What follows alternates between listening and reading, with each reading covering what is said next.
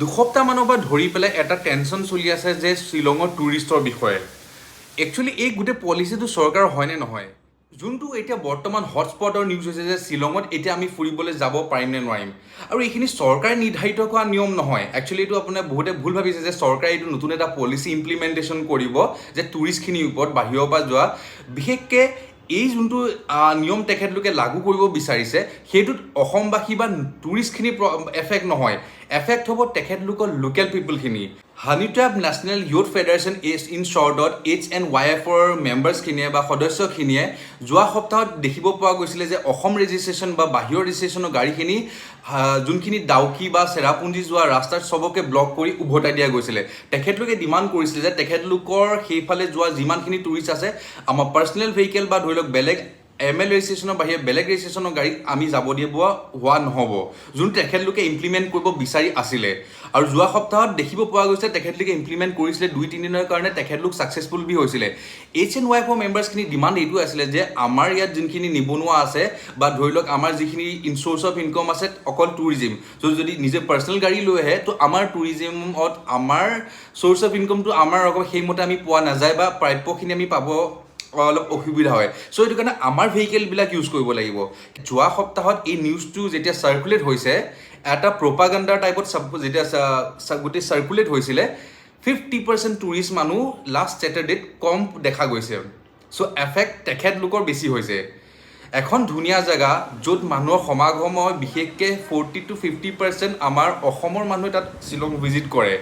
আৰু এটা জানিবলগীয়া কথা, এই যোনটো ইমপ্লিমেণ্টেশ্যন বিচাৰিছে তেখেতলোকে যে বাহিৰৰ কোনো ধৰণৰ পাৰ্চনেল বা কমাৰ্চিয়েল ভেহিকেল শ্বিলং পুলিচ বজাৰলৈকেহে যাব পাৰিব। তাৰপিছত যোনখিনি ভেহিকেলছ তেখেতলোকৰ ভেহিকেলছ ব্যৱহাৰ কৰিব লাগিব, যোনটো এটা টুৰিষ্টৰ কাৰণে বহুতৰ কাৰণে এটা সম্ভৱ নহ'ব। যিহেতু আপোনাৰ ওচৰত এখন নিজৰ গাড়ী থাকিব, আপোনালোকে তাত গৈ যোনটো মজা বা ছেফটি ফিল কৰিব, আমি এখন গৈ শ্বিলঙত সেই তেনেকুৱা ধৰণৰ এখন গাড়ী ভাড়া কৰি সেইটো আমি ফিল গুড নকৰিবও পাৰোঁ, আৰু য'ত আমি কমফৰ্টেবল নহ'বও পাৰোঁ। টুৰিষ্ট যাব কিন্তু তাৰ ৰেচিঅ'টো বহুত বেছি কমি যাব। যেনেকৈ আমি যোৱা সপ্তাহৰ ছেটাৰডে ছানডে আমি গম পোৱা মতে 50 to 60% মানুহ কমি গৈছে টুৰিষ্টৰ। যোৱা এসপ্তাহত তেখেতলোকৰ যোনটো HNYF-ৰ যোনটো ফেডাৰেশ্যনটোৰ যোনটো তাৰ 10জনকৈ সদস্য ইতিমধ্যে পুলিচে জেলত ভৰাইছে। কাৰণ এই বস্তুটো দিয়াৰ লগে লগে তেখেতলোকৰ টুৰিজিমত বহুত বেছি এফেক্ট পৰিব। যিহেতু মেঘালয় এখন হৈছে ষ্টেট অফ টুৰিজিম, তেখেতলোকে টুৰিষ্টৰ পৰা বহুত বেছি তেখেতলোকৰ চ'ৰ্চ অফ ইনকম তেখেতলোকৰ টুৰিষ্টৰ জৰিয়তে হয়। আৰু যিহেতু অসমৰ মানুহ এফেক্ট হৈছে, আৰু তাৰ এটা ডাঙৰ প্ৰভাৱ এইটো হৈছে আমি চাবলগীয়া, আমি যোৰাবাটত দেখিব পাইছোঁ অসমৰ যোনখিনি টেক্সি ড্ৰাইভাৰ সংগঠন বা টেক্সি বা ড্ৰাইভাৰ সংগঠন আছে, যোৰাবাটৰ ফালৰ পৰা অহা সকলোখিনি ML ৰেজিষ্ট্ৰেশ্যনৰ গাড়ী আহিব দিয়া নাই। চাবলৈ গ'লে তাত কিমান দূৰ ভাল বেয়া মই তাত ক'ব নাযাওঁ, কিন্তু এতিয়া এনেকুৱা ধৰণৰ হৈ পৰিছে এখন tug of war, tit for tat. গোটেই পৰিস্থিতিটো মেঘালয়ৰ ডেপুটি CM প্ৰেষ্টন টেংচঙে ইতিমধ্যে তেখেতৰ ৰিগ্ৰেট জাৰি কৰিছে আৰু তেখেতে বয়ান দিছে যে এইটো বস্তু কোনো ধৰণেই একচেপ্টেবল নহয় আৰু ইতিমধ্যে ষ্ট্ৰিক্ট একশ্যন লোৱা হৈছে। আৰু তেখেতে কৈছে ইন ফিউচাৰ এনেকুৱা ধৰণৰ কোনো পলিচি লাগু নহয়। এতিয়া আমাৰ টেনশ্যন আহে যে আমি এতিয়া সদ্যহতে এতিয়া বৰ্তমান টাইমত আমি শ্বিলং যাব পাৰিম নে নোৱাৰিম। পাৰ্চনেল ভিউ দিলে মই যোৱা সপ্তাহত শ্বিলং গৈছিলোঁ, তেনেকুৱা ধৰণৰ আমি পৰিস্থিতি ফিল কৰা নাছিলোঁ, কিন্তু লাষ্ট 4-5 দিনৰ পৰা এইটো অলপ বেছি গৰমা গৰম হ'বলৈ ধৰিছে, য'ত দেখিব পোৱা গৈছে অসমৰ গাড়ী, স্পেচিয়েলি অসমৰ গাড়ীখিনিক অলপ অপ'জ কৰা শুনিব পোৱা বা গম পোৱা গৈছে। কিন্তু তেনেকুৱা একো নাই।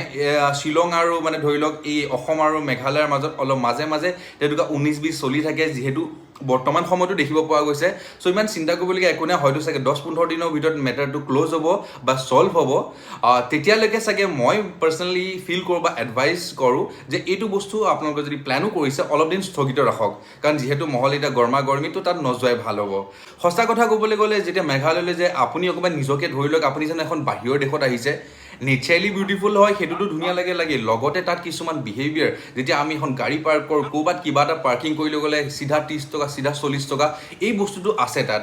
আপুনি তাত যাব যিকোনো এখন যেতিয়া এটা অফ লোকেশ্যন বুলি ক'ব লাগিব, ধৰি লোৱা যাত অকণমান আওহতীয়া জেগাত যায়, তাত দেখিব দোকান পৰা সৰু সুৰাকৈ এখন থাকিব, এটা চিপছৰ পেকেট যোনটো 10 টকীয়া চিপছৰ পেকেট সেইটো আপোনাৰ 20 টকা 30 টকা লয়। ৱাটাৰ বটল এটা সৰু 1 লিটাৰ পানী বটল 40 টকা 50 টকা। আণ্ডা এটা ল'ব যাব আপোনাৰ 20 টকা 25 টকা। সৰু পৰাঠা বি যদি আপুনি খাব বিচাৰে যদি পৰাঠাৰ লগতে আচাৰ এখনো দি দিয়ে সেইটো 100-150 টকা লৈ লয় অকণমান লুটপাট থাকে বাট সেই বস্তুটো মেঘালয় চৰকাৰে চাব লাগিব সদ্যহতে এই চিটুৱেশ্যনটো ইমান সুবিধাজনক নহয় আমাৰ টুৰিষ্টখিনিৰ কাৰণে আৰু এতিয়া বৰ্তমান সময়ত যদি এই জুলাই মাহত যদি আপুনি ভাবি আছে বা আগষ্টৰ ফাৰ্ষ্ট হাফত যদি ভাবি আছে মই ৰিকমেণ্ড কৰোঁ আপোনালোকে শ্বিলং ভিজিট নকৰিব যিহেতু এটা নিজৰ পৰিবাৰ নিজৰ ছেফটিৰ কথা থাকে আৰু ইয়াত যোনখিনিয়ে অপ'জ কৰিছে বা যোনখিনি সংগঠনে অপ'জ কৰিছে অতি শীঘ্ৰে কাষ্টডিত লোৱা হ'ব আৰু যোনখিনি আৰু প্ৰব্লেম ফেচ কৰিছে যাতে আৰু ফেচ নকৰে তাৰ কাৰণে চৰকাৰে অলৰেডি ইতিমধ্যে একশ্যন লৈছে যোৱা সপ্তাহত 50% টুৰিষ্ট কম হৈ গৈছে আৰু সেইটো হ'ব যদি সেইটো বস্তু তেখেতলোকে ইমপ্লিমেণ্ট কৰিব বিচাৰে আপকামিং ফিউচাৰটো টুৰিষ্ট ডেফিচিয়েঞ্চি সেইটো ঘটাটো 100% স্বাভাৱিক যোনটো চৰকাৰে নাকচ কৰিছে HNYF মেম্বাৰ্ছখিনি ডিমাণ্ড আছিল বাট সেই ডিমাণ্ডখিনি চৰকাৰে মানি লোৱা নাই ইভেন লোকেল অথৰিটিজ যিমান আছে তেখেতলোকেও মানি লোৱা নাই আৰু এটা ভাল খবৰ অসমবাসী বা টুৰিষ্ট জগতৰ যিমানখিনি মানুহ আছে সকলোকে ভাল খবৰ যে চৰকাৰে এইটো মানি লোৱা নাই ইন ফিউচাৰ এনেধৰণৰ কোনো পলিচি মানি লোৱা নহ'ব বুলি তেখেতলোকৰ ডেপুটি CM পি টেংচঙে অলৰেডি মেনশ্যন কৰিছে আৰু ধৰি লওক 10-15 দিন অকণমান হাই ভল্টেজত থাকিব পাৰে যিহেতু এতিয়া গৰম মহল হয়তো 10-15 দিন আপোনালোকে যদি শ্বিলঙৰ টুৰ ভাবি আছে অলপ স্থগিত ৰাখক তাৰপিছত আকৌ নৰ্মেল হ'ব তেতিয়া Shillong is always beautiful Shillong যাব আৰু বহুত বেছি ভাল পাব HNYF মেম্বাৰ্ছখিনি ইমপ্লিমেণ্টেশ্যন কৰিব বিচাৰিছিলে তাৰ কাৰণে 3-4 দিন তেখেতলোকে ইমপ্লিমেণ্টেশ্যন কৰিছিলে তাৰ লগে তেখেতলোকৰ স্কেৰচিটি আহি গ'ল আপোনাৰ লেবাৰ্ছত জানিব পৰা মতে এটা নিউজ চেনেলৰ জানিব দিয়া মতে যে 50% লেবাৰ্ছ কমি গৈছে তেখেতলোকৰ কিবা নতুন কনষ্ট্ৰাকশ্যন বা ধৰি লওক কিবা কনষ্ট্ৰাকশ্যন য'তে ত'তে চলি থাকে বা হৈ আছে তাত এখন ডেভেলপিং চিটিলৈ আহি আছে লাহে ধীৰে কিন্তু তাত কনষ্ট্ৰাকশ্যন চাইটত আপোনাৰ লেবাৰ্ছখিনি কমি গৈছে ইভেন তাত কণ্ট্ৰেক্টাৰ্ছখিনিও এই ইমপ্লিমেণ্টেশ্যনটোৰ কাৰণে গম পাইছে যে অকণমান হাই হুল্লা হ'ব চবেই নিজৰ ঘৰ গুচি গৈছে স্কেৰচিটি প্ৰব্লেম শ্বিলঙত বেছি হৈছে অসমীয়া মানুহৰ বা অসমৰ বা টুৰিষ্ট জগতৰ মানুহখিনি কোনো প্ৰব্লেম হোৱা নাই তেখেতলোকে প্লানটো পষ্টপন কৰিছে কিন্তু এই যোনটো HNYF যোনটো ইমপ্লিমেণ্টেশ্যন কৰিব বিচাৰিছে তেখেতলোকে নিজে প্ৰভাৱিত হৈছে এতিয়া দেখিব পোৱা গ'ল যোৱা 2-3 দিনত ধৰি ML লিখা গাড়ীখিনি আমাৰ যোৰাবাদত যেতিয়া উভতাই দিয়া গৈছে তো হিট এটা ওলাইছে য'ত দেখিব পোৱা গৈছে নোকচান মেঘালয় যোনখিনি টুৰিষ্টৰ কাৰণে চলি আছে যোনখিনি মানুহে টুৰিষ্টক লৈ তেখেতলোকৰ ফেমিলি চলি আছে অনলি যদি এফেক্ট হৈছে অকল মেঘালয়ৰ মানুহখিনি চ' মেঘালয় চৰকাৰেও তেখেতলোকেও ষ্টেপ লৈছে এনেকুৱা ধৰণৰ ভিডিঅ' চাই থাকিবলৈ বা বিশেষ জানকাৰী পাবৰ কাৰণে আপোনালোকৰ মৰমৰ আছামিজ ৰেডিঅ'ক যাতে ছাবস্ক্ৰাইব আৰু ফ'ল' আৰু লাইক কৰে আৰু এনেধৰণৰ ভিডিঅ' আপডেট দি থাকিম আৰু আপোনালোকেও মৰম এনেকৈ দি থাকিব একো নাই 10-15 দিন ৰৈ দিয়ক শ্বিলং আকৌ আগৰ দৰে ধুনীয়া হৈ পৰিব চিটুৱেশ্যনখিনি ধুনীয়া হৈ পৰিব This is Assamese Red. Love you all.